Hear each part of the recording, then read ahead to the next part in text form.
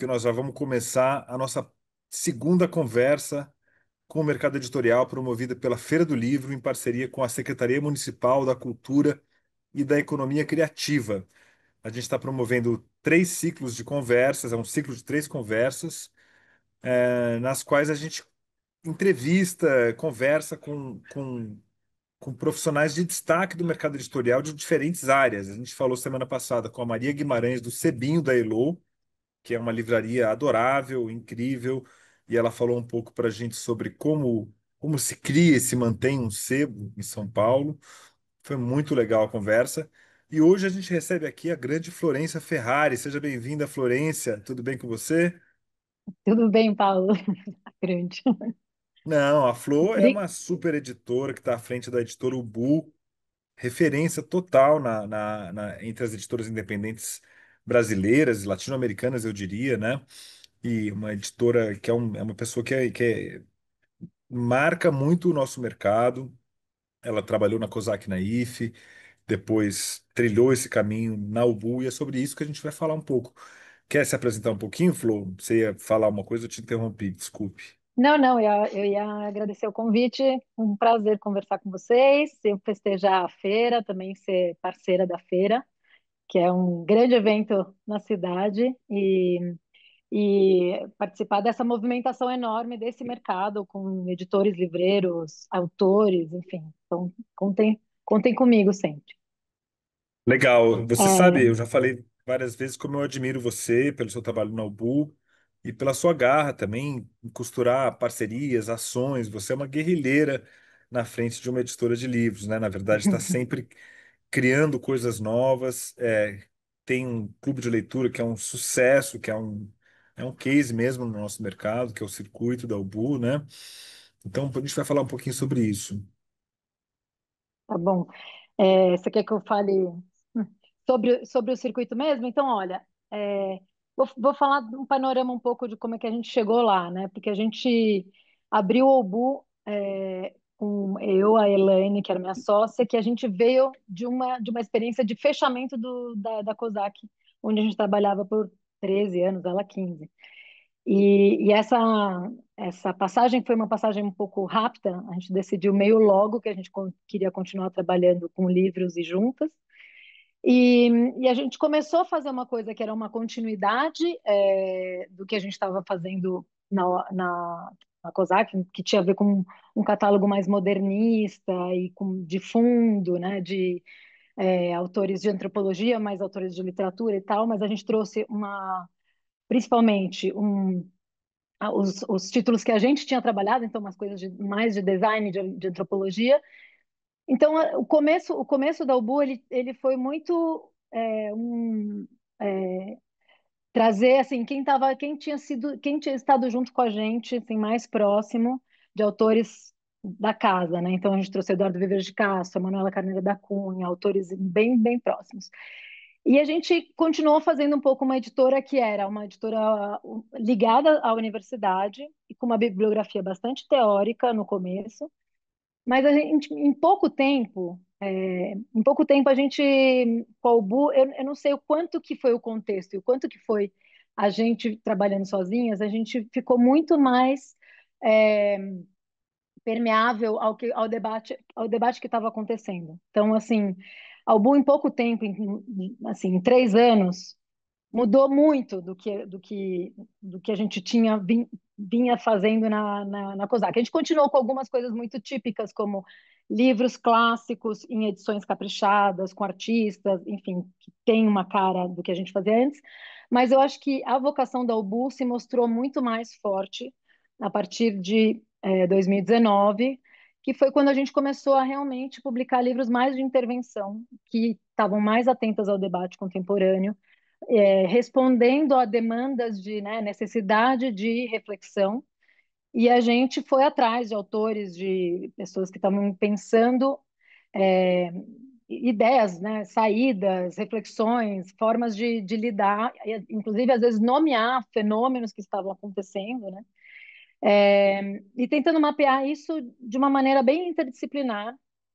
Então, desde coisas de big tech, tecnologia, pensamento indígena, pensamento quilombola, toda a questão antirracista, é, enfim, uma série, filosofia mesmo, tem filosofia política, enfim, uma série de demandas, assim, de debate, que a gente foi construindo de uma maneira muito orgânica,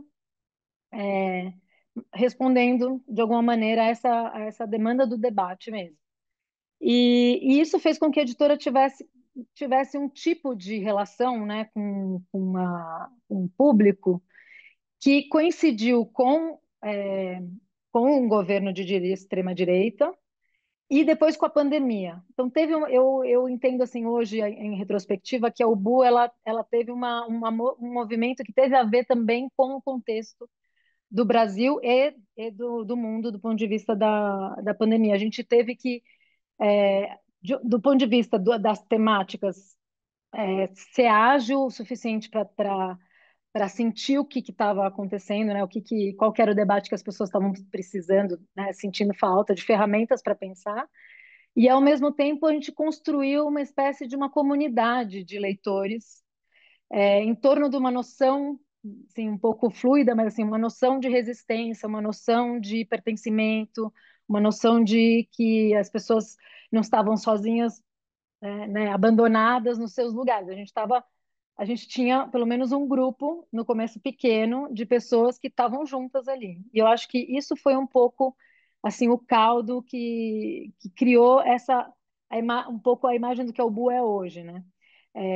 Eu não posso deixar de dizer que o Bu tem uma camada fundamental que tem a ver com a identidade visual.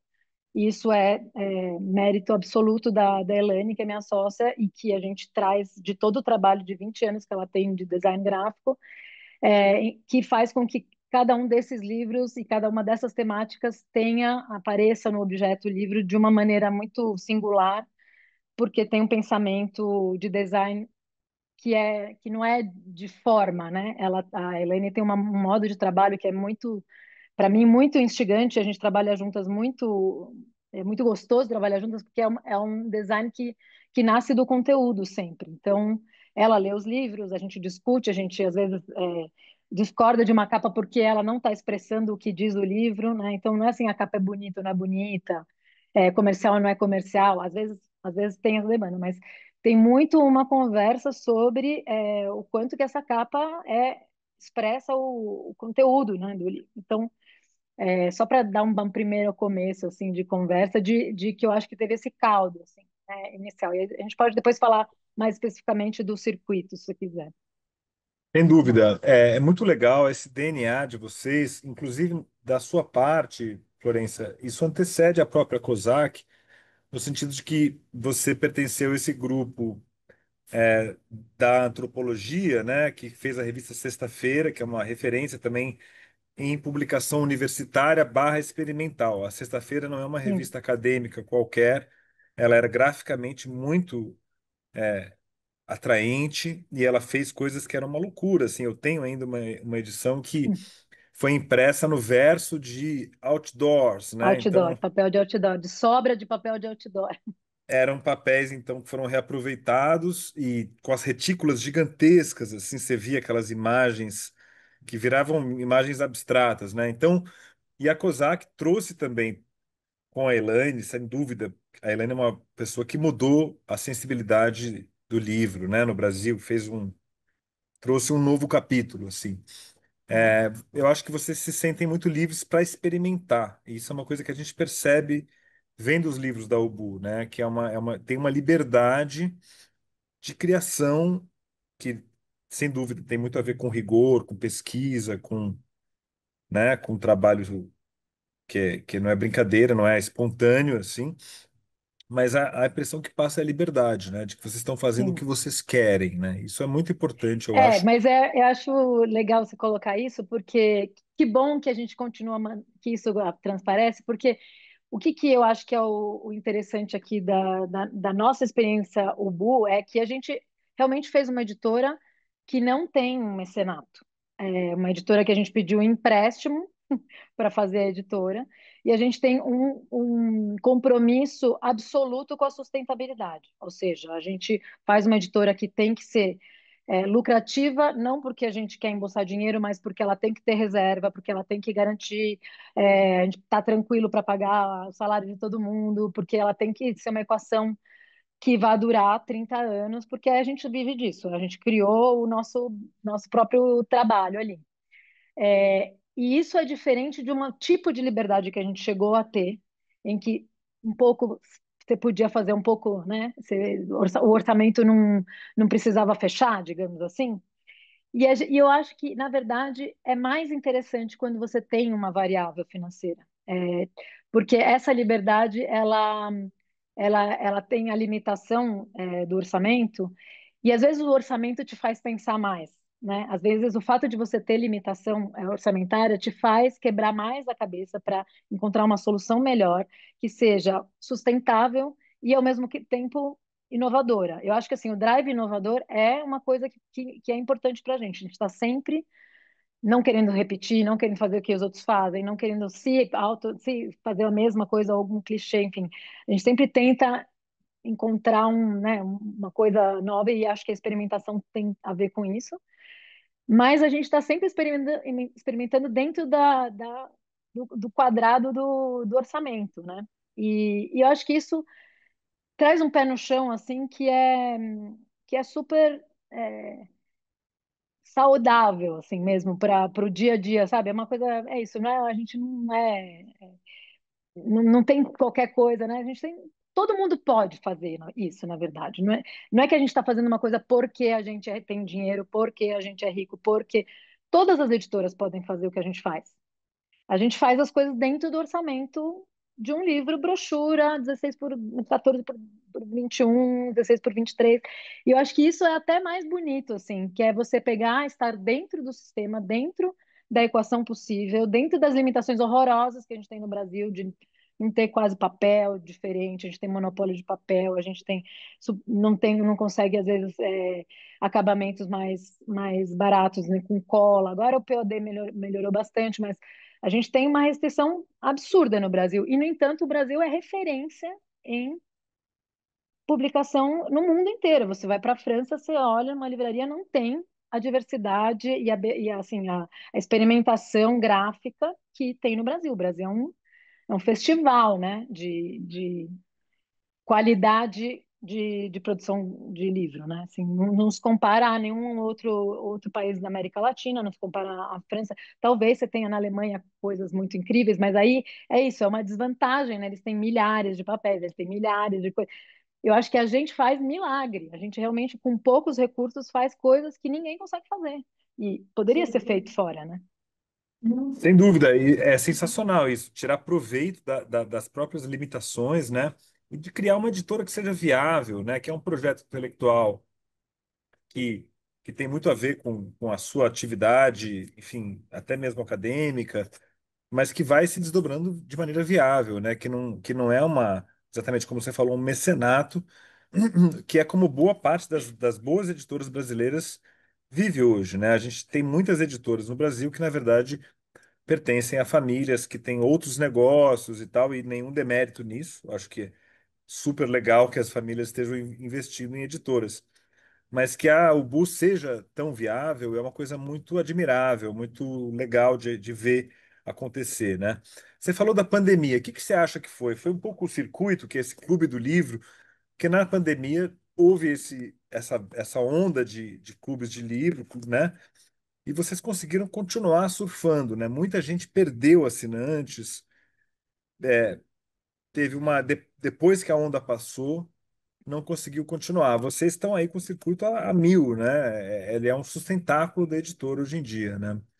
É, foi interessante, porque assim, quando a gente pensou no circuito, a gente pensou, isso foi em 2019, agosto de 2019, a gente fez o circuito quase assim, a gente percebeu que todo mês a gente lançava um livro e tinha mais ou menos umas 200 pessoas que compravam todos os nossos livros, mais ou menos. Aí a gente falou, bom, aqui a gente tem um tanto de gente, e se a gente fidelizasse essas pessoas, né? Só que a gente não tinha capacidade naquele momento de fazer um livro por mês, assim, né? Porque o problema de clube do livro é que no dia 15 você está enfiando um livro dentro de um envelope e mandando para alguém. E no mundo editorial, principalmente no mundo não super profissionalizado e tal, 8.000 problemas acontecem no meio de uma edição. O tradutor ficou doente, a tradução tá ruim, tem que revisar, deu problema na gráfica, enfim, todas as coisas acontecem para você não conseguir receber o livro no dia que você tinha previsto. Então a gente tinha essa questão. Então a gente abriu o clube fidelizando, mas fazendo uma combinação entre livros da Obu, que a gente considerava que eram acessíveis a um grande público, os livros que a gente achava que eram os mais palatáveis, e livros que a gente selecionava em outras editoras parceiras, então da Elefante, da Autonomia, enfim, editoras que a gente achava legais, a gente escolhia um livro e não necessariamente inédito, eu acho, e a gente então mandava, então a gente ganhava um fôlego de 2 meses para conseguir fazer os livros, e aí que a gente conseguia. Daí, quando chegou no dia 15 de março de 2020, que a gente começou a ouvir as coisas. Bom, fechou, vai fechar por 2 semanas, vai fechar por 2 meses. Eu lembro de um telefonema do meu pai: você não vai vender nenhum livro até agosto. Vai ficar, todas as livrarias vão estar fechadas até agosto. A gente sentou assim na mesa e falou: o que que a gente faz com esses livros que estão programados para sair, que a gente já tem o orçamento para fazer, etc, etc. O que que a gente faz com tudo? O que que a gente pode fazer para conseguir trazer dinheiro para dentro, com tudo que não seja físico? Então, vamos fazer e-book de todos os livros. Então, por exemplo, não, a gente não tinha e-book de tudo. A gente fez e-book de tudo para poder ter os livros online. Foram várias ações assim. E aí a gente tomou a decisão. Eu lembro de falar assim: "Bom, a gente vai botar todos os livros da UBU no circuito. Os livros cabeçudos, tem uns livros assim de antropologia, de teoria, assim, totalmente vanguarda da antropologia, super cheio de jargão e tal. Vamos botar tudo no circuito, seja o que Deus quiser, esses meses." E aí a gente teve, foi crescendo, a gente tinha uns 200, 300 no começo do ano, aí a gente foi publicando. Quando chegou em novembro, a gente publicou o Pele Negra. Só que a gente deu a sorte do Pele Negra sair em novembro, que a gente tinha pensado que era para o Dia da Consciência Negra. Então eu lembro de brigar com o Sebastião, que era o tradutor: a gente tem que ter esse livro para novembro e tal. Mas ele coincidiu com o Black Lives Matter, que foi tipo um mês antes, uma coisa assim, ou dois, mas assim, a gente estava no meio assim, da grande comoção mundial do Black Lives Matter. E quando a gente lançou o Pele Negra, eu, assim, tinha ouvido falar de Fanon, a gente não tinha lido na universidade, a gente não tinha uma ideia do que era, mas de repente vinha gente de você não sabia da onde querendo comprar o livro. O Fanon era lido por uma massa enorme de pessoas que estavam ávidas por uma edição do Fanon. E aí a gente fez um trabalho de colocar o Fanon num outro lugar na nossa classe, né? De universitário, etc, etc, etc. Então a gente fez todo um trabalho de divulgação. Bom, o circuito passou para 1.000, de 300 para 1.000 assinantes. Nesse mês do Fanon, a gente teve 600 assinaturas. E a gente estava dando uma bolsa do Fanon. A gente também tem muito uma coisa muito charmosa de fazer brindes. Então tinha uma bolsa do Fanon. Cada mês a gente tem um brinde diferente. Enfim, o circuito ele tem vários atrativos. Daqui a pouco eu falo mais sobre como ele virou uma outra coisa e por que que eu acho que a gente tem retenção de assinantes. Mas aí, a partir daí, a gente conseguiu uma visibilidade para o clube na verdade, o que aconteceu é que as livrarias estavam mais ou menos fechadas ainda. A Amazon explodiu, né? A gente teve o contrário do que a gente imaginava. A Amazon comeu o mercado durante a pandemia e as pessoas ficaram em casa sem gastar dinheiro para sair, para comer, para beber, para teatro, cinema, enfim, com dinheiro dentro de casa, com tempo. Então, assim, isso beneficiou todo mundo, mas especificamente o clube foi uma coisa muito ajustada teve um timing muito muito perfeito. A gente achou que não ia interessar esses livros mais cabeçudos, mas foi ao contrário. As pessoas começaram a achar legal participar de um clube de leitura em que eles eram assim instigados a ler coisas que não necessariamente eles conseguiam entender. E aí foi que a gente começou então a fazer alguns ajustes. Por exemplo, a gente começou a criar um curso de um grande professor numa área que conhecia bem um autor. Então, um livro da Donna Haraway, que é uma autora assim, complexa. é antropóloga e trabalha com cibernética, enfim.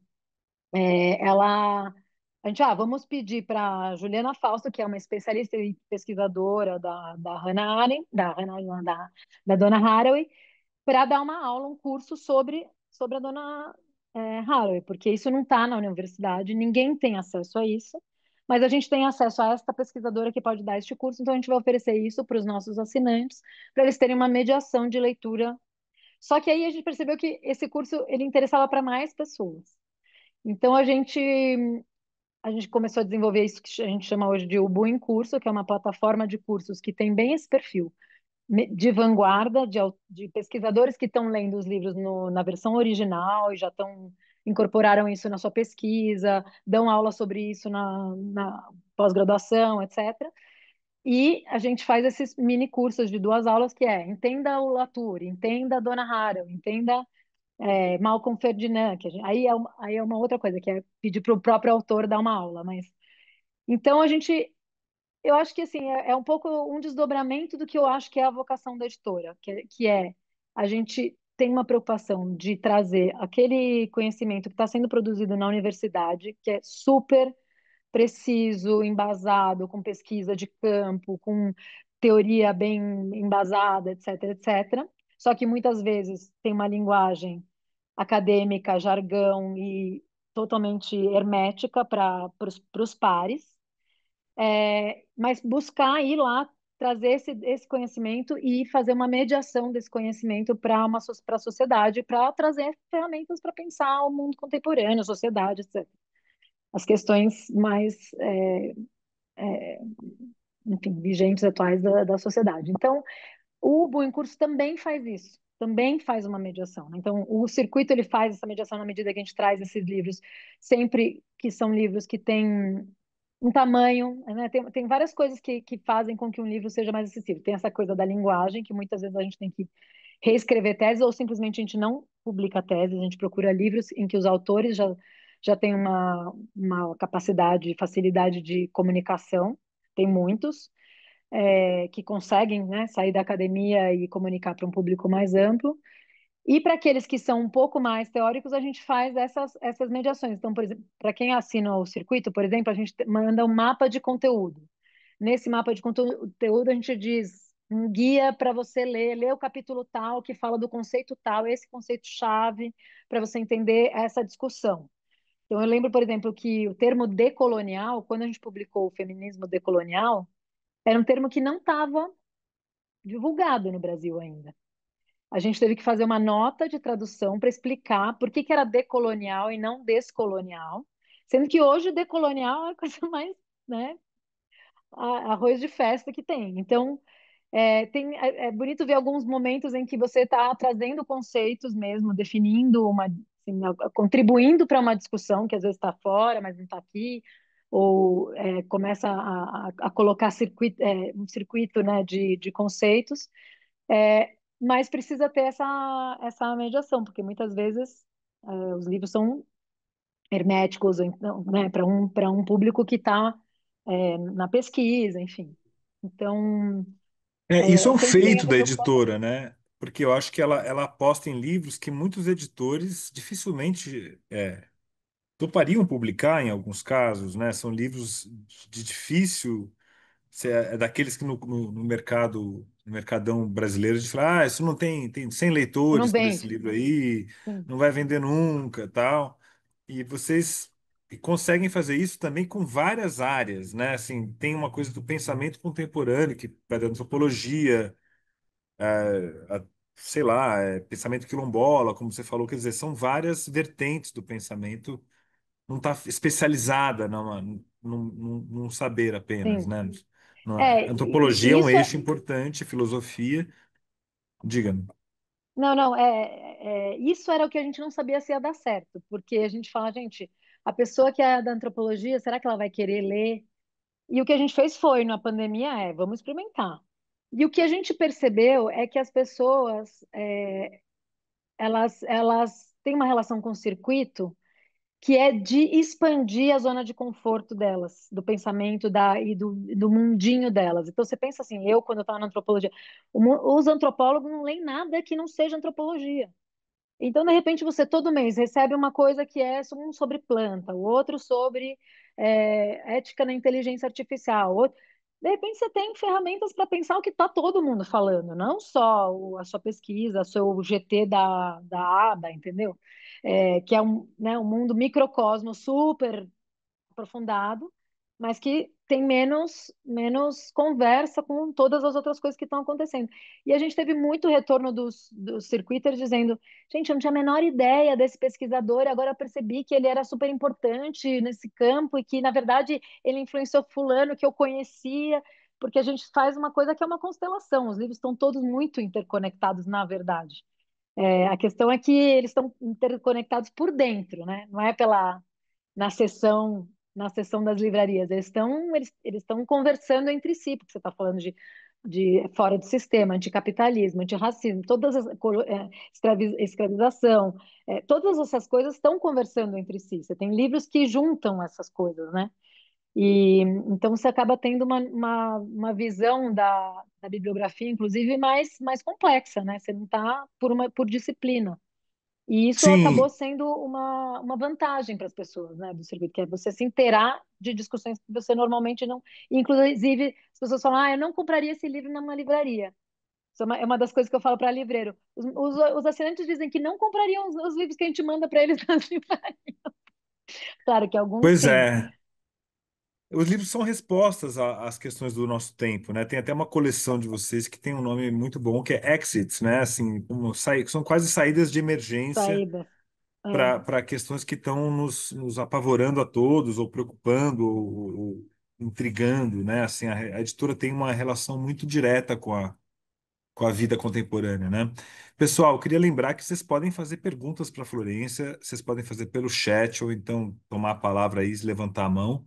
A gente está falando aqui um pouco sobre empreendedorismo, no sentido de quem quer montar uma editora, quer dizer, vocês, acho que é fundamental também na UBU que tanto você como a Elaine sejam profissionais do livro, sejam pessoas que ficavam lá revisando, fazendo índice, catando emenda, fazendo, né? Não são pessoas que estão chegando de cima para baixo, direcionando o que uma equipe deve fazer. Vocês são pessoas que têm conhecimento do ofício e têm uma equipe excelente, né? Assim, eu queria perguntar, quantas pessoas trabalham na UBU e como é que é a organização de vocês?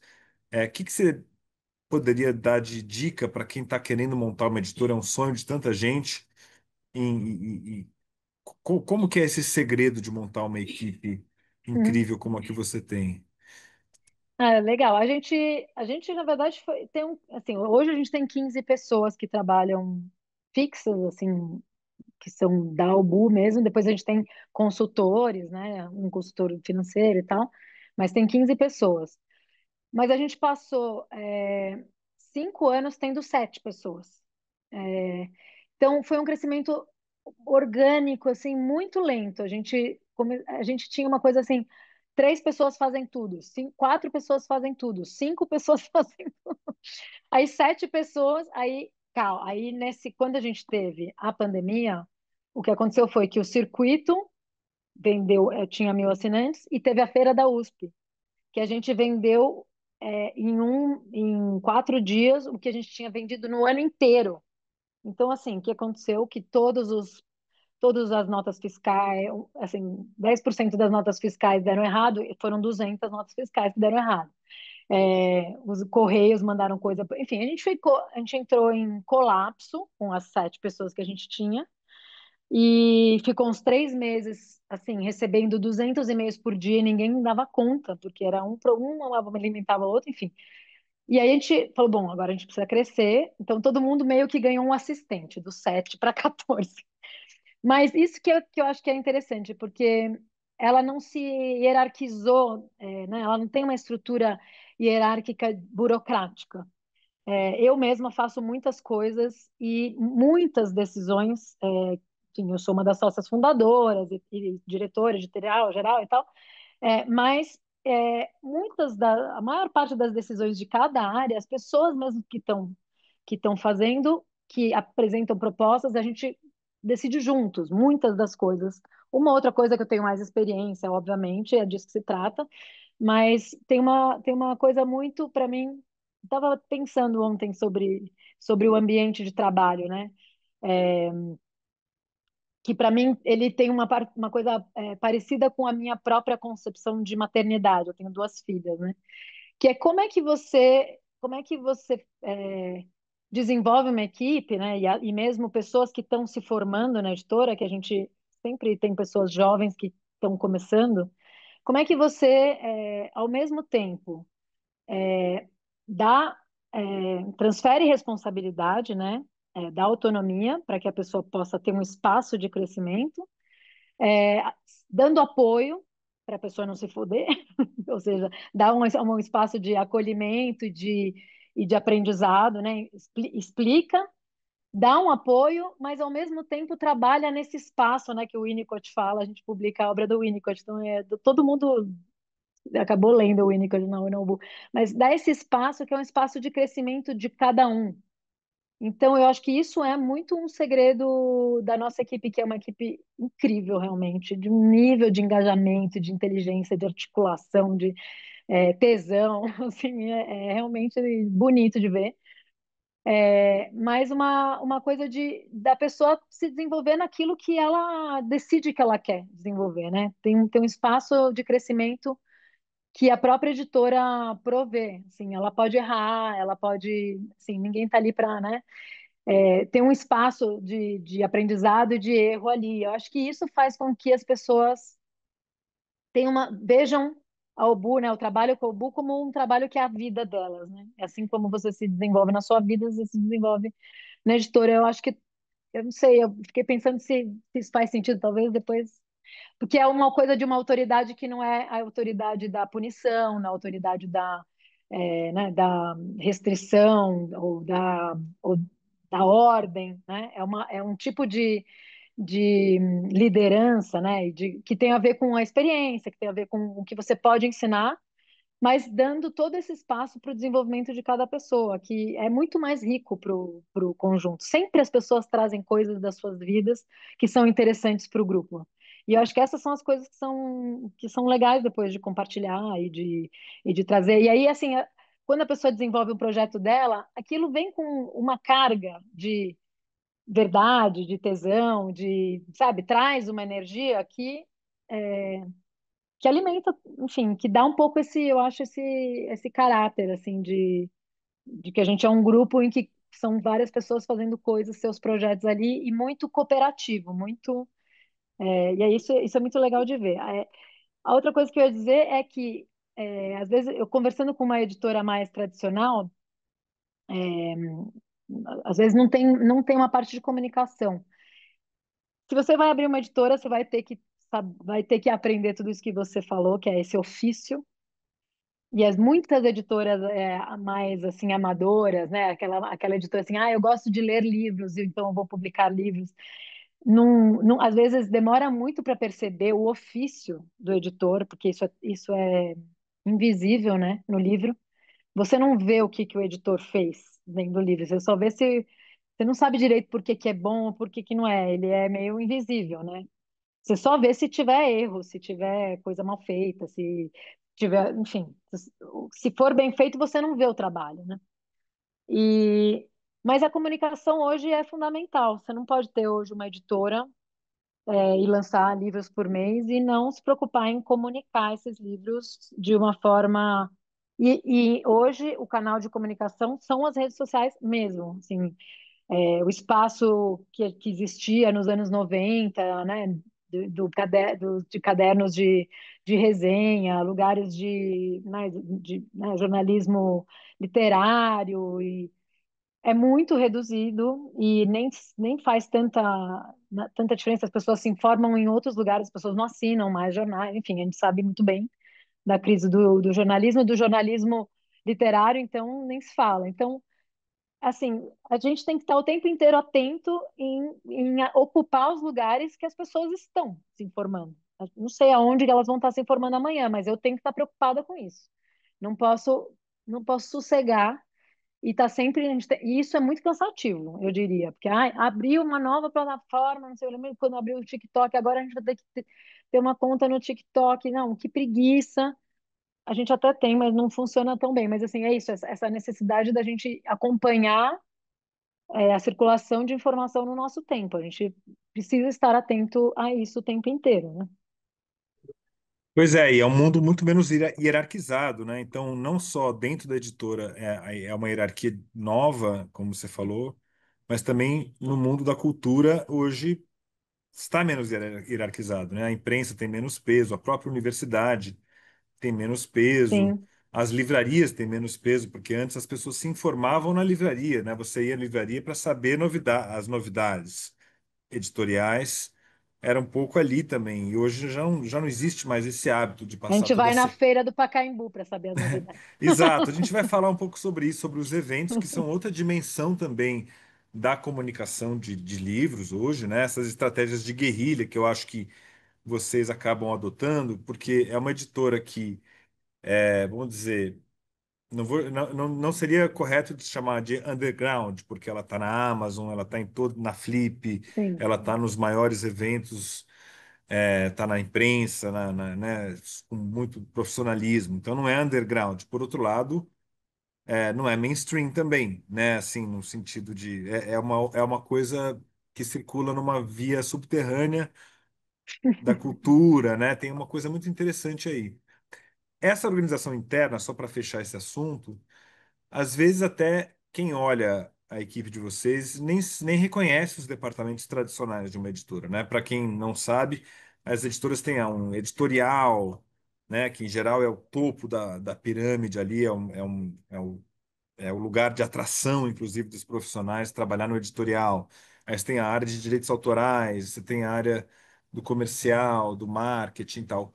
Vocês têm algum nível de separação entre essas tarefas? Sim. Assim, como funciona É, desse ponto de sim, vista? sim. A gente tem um pouco, né? Então a gente tem uma área editorial que tem que tem 5 pessoas, mas que tem 3 que fazem outras coisas. Então, tem a Gabi, que ela é só editora realmente, mas ela cuida de direitos autorais também.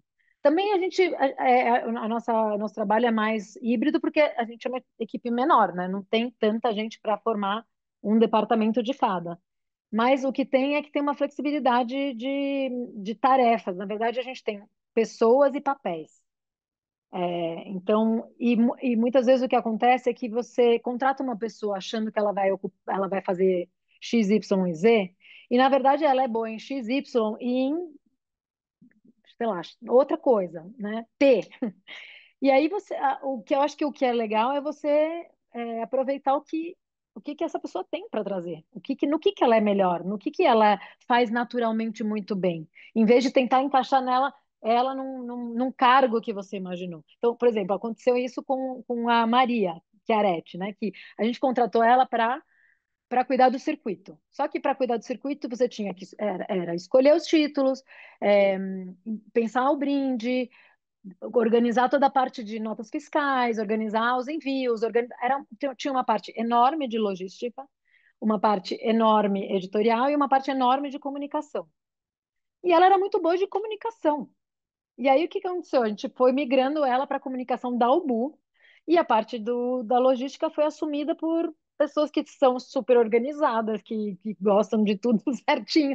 Né? A gente tinha antes, era a Bia, que, enfim, pessoas virginianas em geral, que gostam de deixar as coisas organizadas, que não chegue nada errado, enfim, que os e-mails sejam respondidos num X tempo, enfim. E aí você vai alocando essa equipe conforme as pessoas vão se expressando também. Então, acontece muito que então tem uma outra tarefa, um outro papel, que também demanda um tipo de organização que tal pessoa vai fazer bem. Então, esse papel vai para a pessoa. Por isso que a editora parece um pouco mais espraiada. Mas, assim, hoje a gente tem uma assessora de imprensa, que é a Cihan, só que ela também trabalha com marketing editorial. Ela também trabalha com envio de newsletter, e sabe fazer newsletter, e sabe organizar públicos no Active Campaign, e sabe fazer, enfim. Então, aí a gente tem o Valmir, que é uma pessoa de letras, tradutor, e que se mostrou praticamente um publicitário, assim, ele tem uma genialidade de fazer lead, de post, de saber empacotar né, um trend de alguma coisa e relacionar com um livro, e escreve super bem.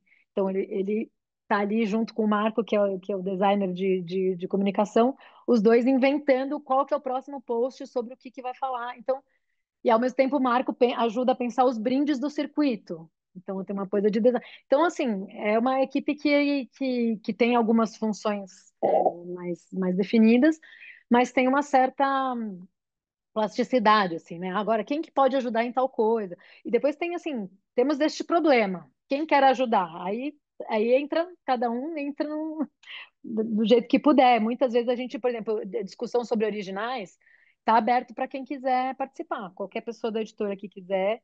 Muitas vezes são as pessoas do editorial mesmo, mas às vezes a Elaine entra, às vezes, enfim, Sobre os alguma coisa. originais que chegam para vocês lerem? A gente a cada mês e meio, 2 meses, a gente tem uma reunião que a gente precisa dar resposta para essas pessoas. Às vezes não é originais, a gente não aceita originais aleatórios, mas Não, tem mas aí é um muitos originais. abacaxi que você está dando para essa oportunidade de ler os originais, porque Ah, tô não, mas brincando as aqui. pessoas. Não, é que não, é que também é a oportunidade de todo mundo pesquisar e trazer a proposta. Não é só os Uhum, originais recebidos.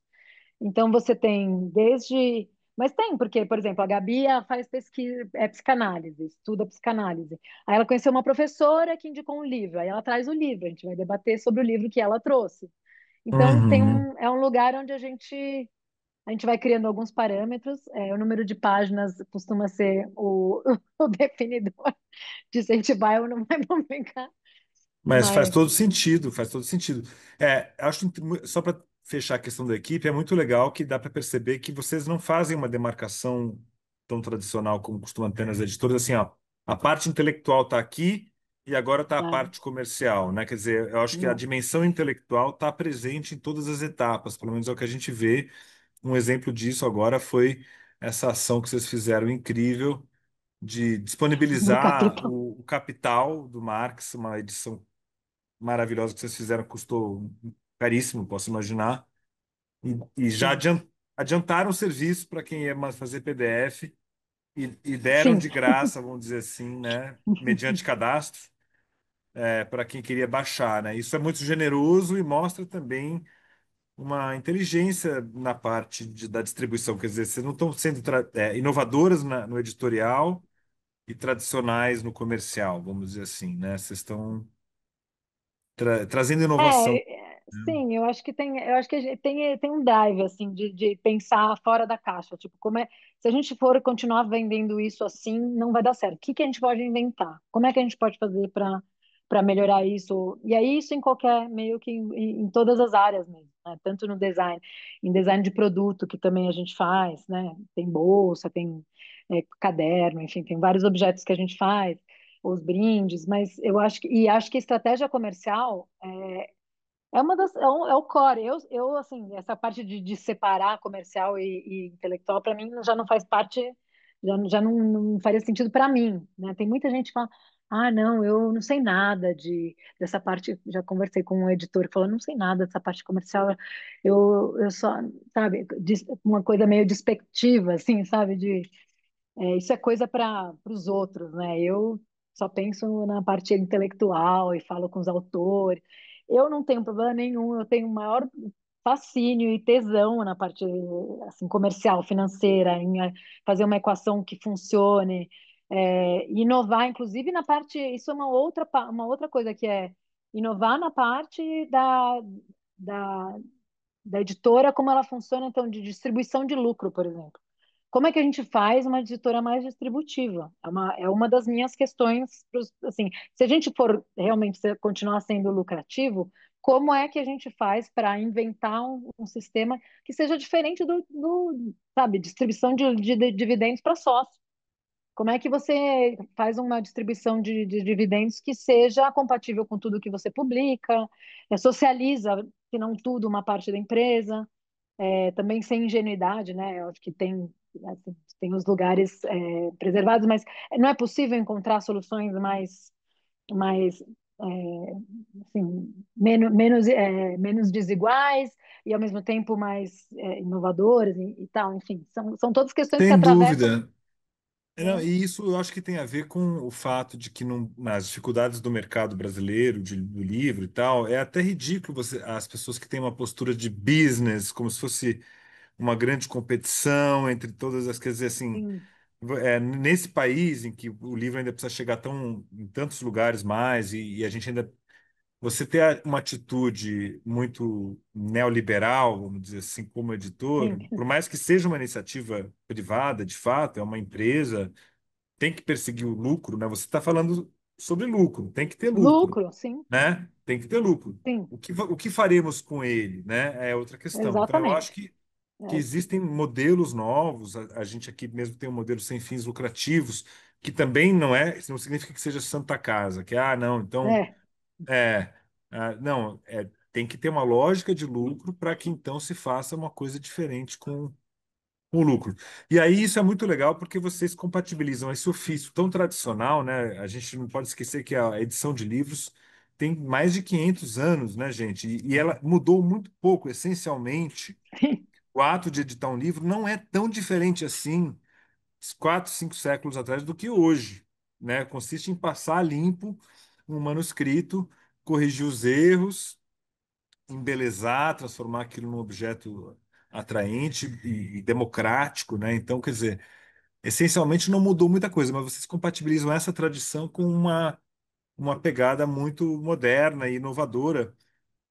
E eu queria te perguntar, temos as duas perguntas aqui do público, mas eu queria te perguntar sobre essa realidade do mercado brasileiro, que eu tenho uma teoria de que a gente chegou num ponto em que o mercado argentino estava uns 10, 20 anos atrás, em que a Argentina, quando teve aquela catástrofe econômica, precisou fazer guerrilha, né? Quer dizer, as editoras pequenas, Buenos Aires é uma cidade relativamente comparável a São Paulo, né? Como fermentação de editoras e multiétnica, gente de todos os lugares do mundo, né? É um centro editorial, um polo editorial. Mas as editoras do porte da Ubu, de lá, tiveram que todas criar estratégias de guerrilha para conseguir sobreviver, né? E agora a sim, gente está assim no Brasil também, né? O é, governo já não compra mais livros, né? Você lembra, no começo da sim. nossa carreira, a gente vivia Vendia com livro para compras o de governo, governo, vendia compras de livros de paga, governo. sim, As livrarias quebraram, as livrarias que a gente frequentava, inclusive a cultura e tal, deu calote.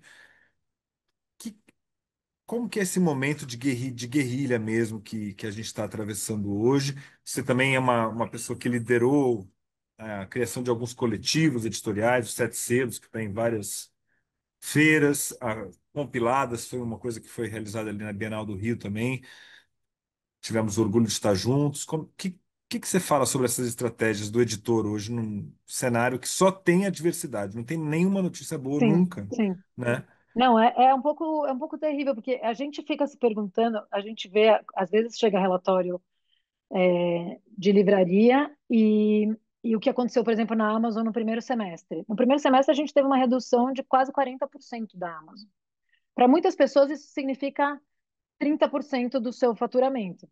Para a gente, não, porque a gente tem um modelo de negócio, que é isso que você falou do circuito, que a gente tem 2.000 assinantes, e isso muda completamente a estrutura do negócio, né? Só para as pessoas terem uma noção, um livro brochura, assim, de 200 páginas, de livro normal, assim, de 200 páginas, ele tem um investimento um pouco maior quando ele é uma tradução, porque você paga a tradução, mas, via de regra, ele vai custar um valor que se paga, o custo direto dele, o break-even, se paga com 1.500 exemplares vendidos, mais ou menos. Como é o típico momento, como é a forma típica de vender isso no mercado no Brasil? Você pega, você faz 2.000, porque senão você vai só empatar o custo direto, você precisa fazer no mínimo 2.000, porque aí você tem uma margem que é o que vai pagar o salário das pessoas, né? E aí você tem que ter vários livros que deixam uma margem, então é pouca margem. E aí você pega esses livros, empresta para as livrarias, no caso da Amazon, vende para a Amazon, e aí um mês depois as livrarias te falam, vendi tantos. em geral, vendi poucos.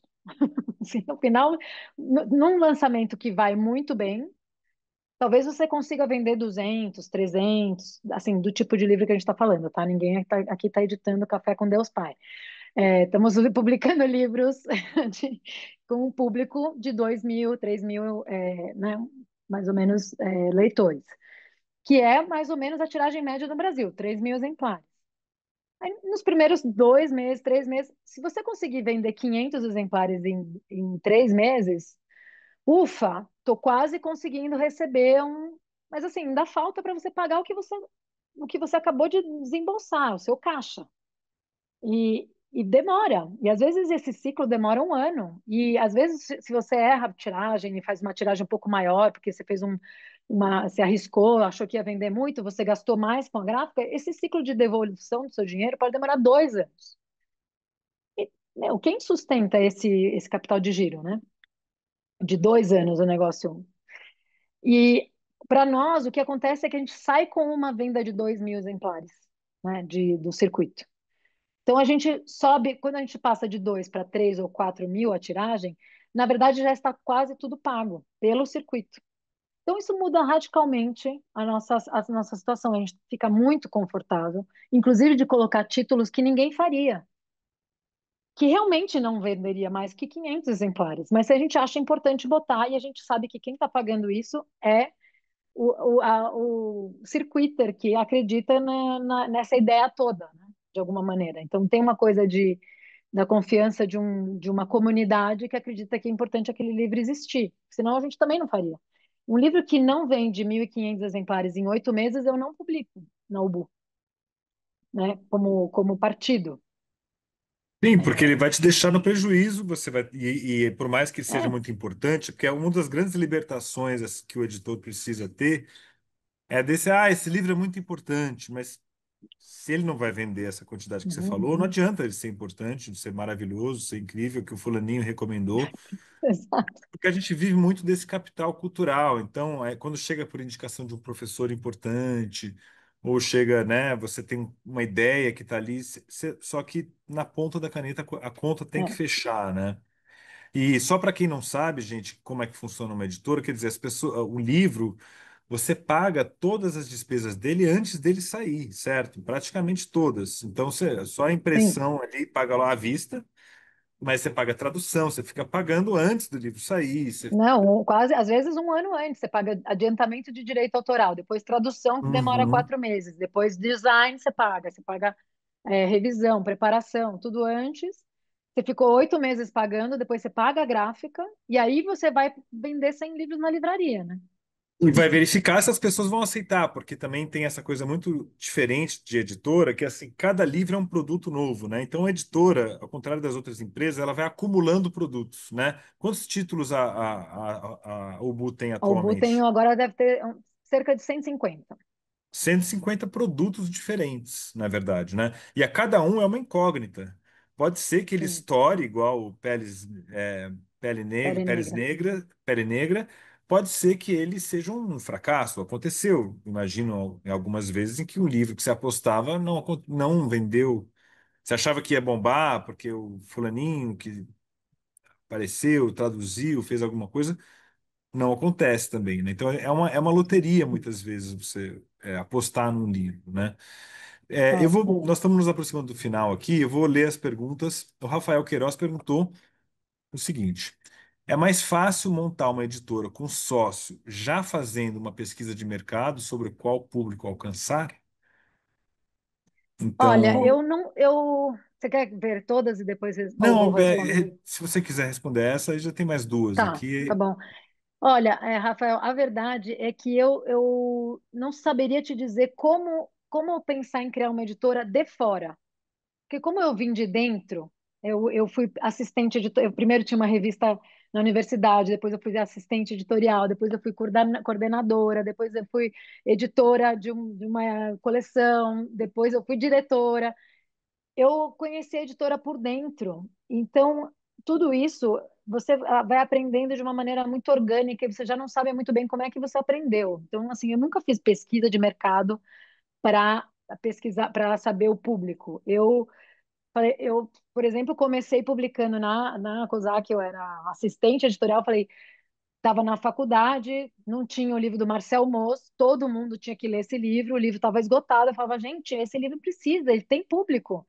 E aí a gente foi atrás, comprou os direitos, publicou, e é um livro que a gente hoje vende na Ubu até hoje, faz 15 anos que tem. Então, essa demanda é um pouco você conhecer e conhecendo um determinado público. Mas às vezes acontece, só que é isso, às vezes você não sabe. Agora, por exemplo, a gente tem com um caso específico de um livro no book para a gente é uma incógnita, assim, é mais difícil, porque é um livro que vem de uma tradição do Winnicott, mas é um livro para mães e pais, que é um recorte que não é um recorte possível, todo mundo pode ter, não pode ser pai e mãe, então é um público que eu não sei. Talvez uma pesquisa de mercado me ajudasse a entender, mas eu acho que o principal ali é que você precisa ter alguém que tenha um meio, né? De alguma maneira, que conheça um determinado meio onde as pessoas estão lendo determinadas coisas, né? Eu acho que senão fica uma coisa muito difícil de,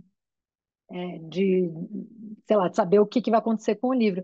Mas também tem muitos tipos de editora, né? Tem editoras que são editoras comerciais, que tem um selo que é best-seller, outro selo que é literatura, sei lá, para adolescente. Aí você vai ter que entrar num outro jogo, que é um jogo de scout, né? De olheiro que vai para a feira de Frankfurt, e vai falar com agentes literários internacionais, e aí uma outra.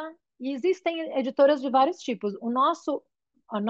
Essas editoras independentes, elas funcionam muito com uma rede de pessoas que estão em volta, sejam assim, professores que eu tive e que me indicam coisas, ou então autores que indicam outros autores, ou então autores que têm livros novos. É muito mais uma rede de relacionamento do que uma pesquisa mesmo de coisas do mercado, sabe? Pois é, o caso clássico aqui no Brasil, a Intrínseca, né, que era daquele Jorge Joaquim, que ele era do mercado financeiro, e aí ele fez exatamente, fez cursos, pesquisas de mercado e tal, fundou uma editora com base em pesquisas e tal. A Ubu, ao contrário, é uma editora que nasce muito, inclusive, das bibliotecas pessoais de vocês, né? Você falou isso, a assistente editorial traz um livro que marcou a vida dela, que ela quis ler. Quer dizer, eu acho que é um tipo de editora que nasce das bibliotecas pessoais e menos dessa vida de feira de Frankfurt, de agente literário, né? Todo mundo às vezes acha que, eu abri a editora, eu preciso ir para Frankfurt, né? Você foi quando pela primeira vez? Você Não, já tinha ido pela COSAC? eu fui pela COSAC. Eu acho importante ir também, porque você acaba conhecendo o que acontece é que em Frankfurt você conhece o mercado grande. Então eu não vou lá fazer leilão, mas eu conheço o editor de uma editora que é muito afim, que tem muitas afinidades com o meu catálogo e que se agora ele não tem um livro, mais para frente ele vai ter, ou então eu já comprei, eu já gostaria de ter publicado. E esse relacionamento é uma coisa importante porque, no fundo, as coisas acontecem nos relacionamentos. Você conhece um editor, aí ele te apresenta um livro, ele te manda, isso aqui tem tudo a ver com o que você está fazendo. Então, essas feiras, para mim, eles funcionam menos como um momento de negócio, de você fechar um negócio, de você fechar um leilão, alguma coisa assim, e muito mais dessa construção dessa rede que é uma continuidade dessa rede que eu Uhum. estou falando, né? Legal. A Annelise está perguntando aqui, na sua opinião, quais os colaboradores são imprescindíveis para iniciar uma editora? Divulgação, marketing, revisores, curadores. Eu ia citar um nome aqui que acabou que a gente não citou, que é da Isabela Sanches, que é esse dínamo da Isabela é Ubu. inclassificável. Ela Isabela é é uma profissional inclassificável. impressionante, assim, da gente ver ela trabalhando, é muito impressionante, né? Então, assim, se você puder contratar, dar uma clonada na Isabela, você não precisa de mais ninguém. A Isabela, assim, ela fez grego, ela edita, ela faz programação, ela programa o site, ela faz o financeiro, ela faz planilhas de Excel bonitas, ela desenvolve produtos, ela conhece o Brás, onde vende tecidos, ela assim, é uma força da natureza e realmente é a pessoa que tem a editora inteira na cabeça. Sim, não sei o que seria. Uhum. Ela é hoje sócia da editora, né? Legal. Ela encarna muito o espírito do que é trabalhar numa editora, de pequeno, médio porte, que é você faz um pouco de tudo, né? Porque às vezes, a gente Sim, muitas vezes enxerga isso na chave da precariedade, né? Você fala, não tem estrutura, eu tenho que. Mas uma editora pequena, independente, é assim em qualquer lugar do mundo. Se você for para Paris, a editoria mais bacana que tiver lá, o cara vai carregar são uma pequenas. caixa. Sim. Então, e pelo contrário, a gente até vê as editoras europeias têm muito menos equipe do que as brasileiras, né? Não sei se você tem observado isso, Não, mas absurdamente. eles Tem têm lá três editoras que. pessoas, né? Não, exato. Como eles fazem? Às vezes eles fazem 20 livros por ano. E são três É, pessoas. Como é que vocês fazem? Mas aí eles eu não acho têm que a distribuição é comunicação, mais eles não têm. estruturada. É, Eu acho que também a isso. distribuição, quer dizer, a gente tem que pôr muito mais a mão na massa para fazer o livro chegar na ponta. E Sim, lá eles sim. têm um sistema que funciona, que leva o livro lá na cidadezinha, lá do onde o É, Judas tem um perdeu as sistema que botas. funciona e eu acho que também eles têm menos preocupação com o acabamento, enfim, eles são mais iconoclastas, não estão nem aí com Uhum. design. Tem uma, assim, Mas você acha que esse extremo cuidado que a gente tem com o design aqui, que eu amo, quem ama livros não tem como não gostar, mas você acha que isso é sinal de um elitismo do mercado brasileiro, assim, que a gente acaba que é, faz. Talvez será que seria melhor ter livros mais simples que circulassem mais? Ou você acha que essa olha, não se você tem. pode pegar exemplos de editoras que têm coleções todas iguais. Você pode pegar, por exemplo, a 34. A 34 é uma editora excelente, excelente. Ela Uhum. tem, mas ela não tem uma pulsação na sociedade. Ela tem assim um catálogo inacreditável. Ela é um monumento da literatura russa, de um monte de clássicos. Ela é meio que um lugar onde você vai bater piques, mas você não sente a editora se movimentando na sociedade, sabe, opinando, Elas pautando. fizeram as pessoas verem Dostoiévski na praia, já Sim, é um sim, feito absolutamente maravilhoso. incrível. Não, eles fizeram muitas coisas muito importantes Uhum. nesse sentido de tem uma coisa de fundo, de um debate de fundo intelectual muito importante. Mas se você quiser estar mais na ponta, né, pautando o debate, você vai ter que ter outra postura, né, uma postura mais de comunicação. Só terminando de responder aos colaboradores imprescindíveis, você vai precisar ter um editor, você não precisa ter revisor, preparador, todas essas pessoas são, em geral, ou freelas. Designer você pode contratar, normalmente as pessoas não têm designer contratado dentro, a Ubu tem, mas porque a gente tem uma característica específica. É, e você vai precisar ter alguém de comunicação, com certeza absoluta, comunicação e marketing. E eu acho Porque a gente já. que Desculpa. não fala, não, pode falar. Não, eu lembro que na época da COSAC a gente tinha reuniões e a gente falava, você tem que pensar o livro já pensando na matéria que vai sair sobre ele, né? Quer dizer, Hum, que livro é esse no sentido, qual matéria? Hoje já é a hum, postagem, né? Não é nem a É, matéria.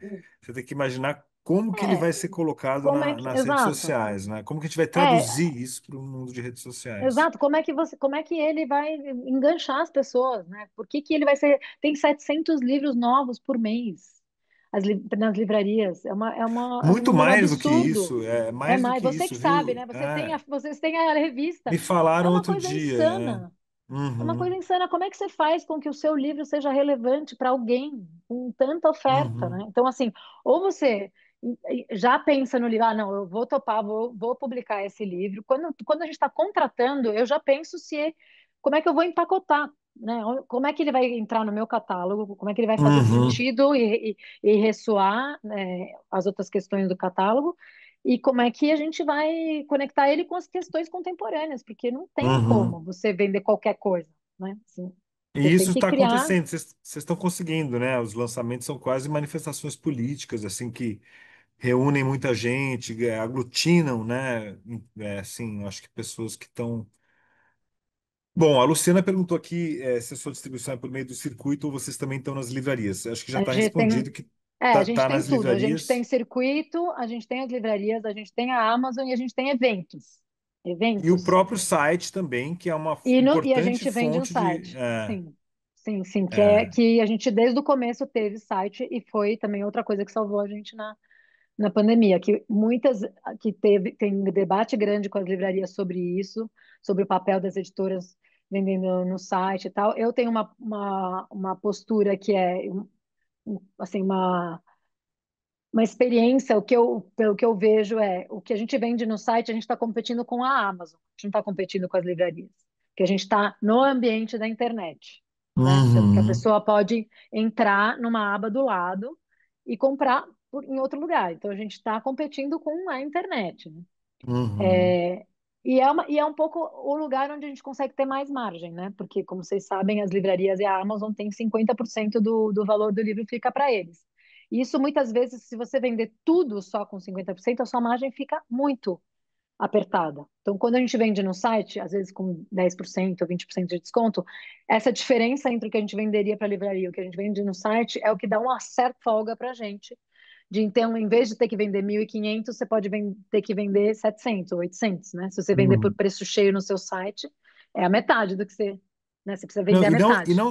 e não só é um valor que fica maior à margem, como também o tempo de recebimento, porque isso é um dos grandes Exato. segredos do negócio, pessoal, que é importantíssimo, que é o seguinte: mesmo um livro que venda bem, ele começa a pingar no seu caixa, às vezes uns 6 meses depois, porque é isso, a Amazon ela compra, mas ela demora 90 dias para pagar. É, As livrarias, como é consignado, depende muito do cara ter a boa vontade de acertar com você. Se ele está consignado via distribuidora, ele vai consignar para a distribuidora, aí vai pagar para a distribuidora, aí só então a distribuidora vai te pagar. é. E ficam vendas represadas, não é um mercado que haja muita transparência, né? Eu brinco até que tem, parece que tem gente que está no tempo do papel carbono, no momento de tecnologia que a gente está, Sim, você a às gente vezes poderia não tem saber certeza. agora, em Exato. todas as livrarias onde tem quem vendeu, e a gente não tem isso, não tem um sistema que faz isso. Inclusive, você poderia dar para o leitor esse serviço de falar, olha, onde eu encontro em Curitiba um exemplar do livro X da Ubu? É. Ah, encontro na livraria tal. Isso poderia ser proporcionado, mas eu acho que as forças do atraso, que lucram com essa ineficiência do mercado, são mais fortes, infelizmente, né? Hoje tem muitos grandes livreiros e até editores que trabalham um pouco nessa lógica, né? Dessa demora de receber, de você. É uma tristeza. Livraria uma média de 60 dias se não tiver É, distribuidora. Pois é, então você tem é que isso. ter negociações tensas com a livraria para poder falar, olha, não posso receber em 60 dias, tem que receber em 30. A livraria também tem a questão do desconto, que está sempre negociando, tentando baixar tentando, enfim, melhorar o desconto para a livraria. Então é realmente uma batalha muito, muito pesada. Mas é isso, eu acho que um trabalho notável como o da Ubu, ele se destaca, né? Uma coisa que eu acho que é muito legal, que é uma coisa que a gente já ouviu de um consultor, que ele fala, olha, o mercado editorial, como ele tem uma distribuição muito grande de empresas, né? O market share é muito pulverizado, quem se destaca consegue vender e Op- consegue é. viabilizar, né? E eu acho que a Ubu é a prova disso, assim. Queria pedir para você encerrar aqui, Flor, se você tiver alguma coisa a mais que você queira acrescentar, algum segredo industrial aí que você queira compartilhar com quem está imaginando abrir uma editora, né? Pensar em duas, três, quatro, cinco vezes antes de fazer isso, mas se for fazer, para ouvir um pouquinho do exemplo da Ubu, que é incrível. Ah, não, queria agradecer essa conversa gostosa e me pôr à disposição de quem quiser, se quiser mandar depois conversar e-mail, vocês podem compartilhar meu e-mail e tal, estou à disposição. E eu acho que sempre essas conversas elas ajudam a gente a pensar, né? Assim, às vezes a tomar consciência de algumas coisas, eu acho que Uhum. elas trazem um retorno. As dicas para como abrir é difícil, né? Porque Uhum. você tem muitos nichos, né? Livro é uma coisa muito, é um objeto que pode ter muitos nichos, muitas formas de fazer, mas eu estou aberta. Se alguém quiser vir conversar, a gente bate um papo. Me traz o projeto, a gente conversa. É isso sobre conscientizar. Eu queria até só fazer uma nota de rodapé aqui, lembrar um trabalho importante que a Albu fez foi sobre umas postagens que ela fez sobre o preço do livro, né? No momento em que estava tendo uma pressão muito grande dos leitores para que os livros sejam vendidos com desconto, né? E a gente entende isso, mas ao mesmo tempo a gente fala, poxa, mas eu não tenho como te dar desconto aqui, além desse outro que eu já dei para a livraria, que é 50%, eu não tenho como. E a Ubu fez um material que explica o valor de cada etapa da cadeia, né? E mostra um pouco isso que a gente falou agora há pouco, né? De como o investimento começa muitos anos antes, às vezes, e como aquilo tem valor e que você não, quer dizer, exigir que aquilo seja de graça ou seja um desconto alto, que seja uma coisa que canibaliza o editor, é uma coisa inviável, né? É muito difícil, Anelira. Aneli, não queria ter, não queria ter passado essa mensagem. É. É, Então, e isso mas ao foi muito mesmo importante tempo é para a apaixonante. conscientização. Eu te É, incentivo. É apaixonante. É uma coisa que depois que o bicho da edição te pica, você está envenenado para sempre. É uma coisa que você não consegue mais largar o osso. legal. Vamos acompanhar. E aí, quer fazer um merchan do circuito aí para as pessoas assinarem? Bom, o Circuito Bu, então, a gente tem vários planos, plano mensal, e bimensal. Custa R$ 69,90 por mês. Você recebe um livro, um brinde. Você tem acesso a todos os cursos do Bu em curso. Você tem 20% de desconto. é, na, Estou tentando achar os brindes aqui, mas acho que eu não trouxe. 20% de desconto na editora e um monte de benefícios em outros parceiros, como na 451 e em outros parceiros. Então, dá uma olhada lá no circuito.boeditora.com.br. Dá uma olhada, dá uma xeretada lá, que é um convite para vocês conhecerem. A gente é uma comunidade que tem um WhatsApp com 600 pessoas que conversam entre si sobre os temas, sobre os assuntos, às vezes sobre questões contemporâneas, pedem dicas um para os outros. Realmente a gente conseguiu constituir uma comunidade, então convido vocês a fazer parte. Legal. E pessoal, para quem está interessado no assunto da comunicação, vai ser um pouco do foco da nossa conversa da semana que vem. Nós vamos falar com a Luli Macedo, que é diretora da Todavia, que é uma editora também que capricha muito na parte de comunicação. A gente vai falar com ela sobre como funciona um pouco a cozinha da Todavia. Muito obrigado, Legal. Florência Ferrari, e parabéns pelo trabalho na UBU. Obrigada. Valeu Obrigada, Paulo. demais. Obrigada, Mari. Um beijo, Obrigada. pessoal. Muito obrigado, Tchau, viu? Até tchau. mais.